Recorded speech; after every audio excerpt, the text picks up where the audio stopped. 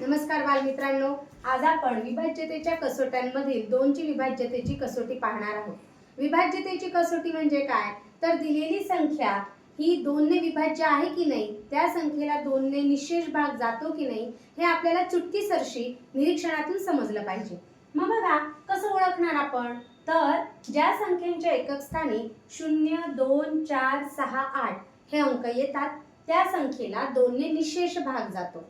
मग बघा मित्रांनो, 0, 2, 4, 6, 8 हे अंक जर एकक स्थानी आले तर त्या कोणत्या संख्या असतात, समसंख्या असतात। मग यावरून आपल्याला काय समजतं की सर्व समसंख्यांना 2 ने निशेष भाग जातो।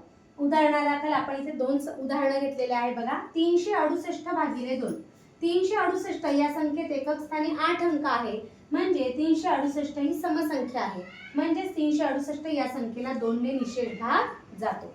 दुसरं उदाहरण आहे 1952, इथे एकक स्थानी 2 अंक आहे, म्हणजे ही देखील समसंख्या आहे आणि म्हणून याला 2 ने निशेष भाग जाणार आहे। आपल्याला फक्त एवढंच लक्षात ठेवायचं आहे की ज्या संख्यांच्या एकक स्थानी 0, 2, 4, 6, 8 हे अंक येतात त्यांना 2 ने निशेष भाग जातो, म्हणजे सर्व समसंख्यांना 2 ने निशेष भाग जातो। समजलं का तुम्हाला दोनची विभाज्यतेची कसोटी? जर तुम्हाला माझे व्हिडिओज आवडत असतील तर प्लीज लाईक, शेअर आणि सबस्क्राईब करा। धन्यवाद।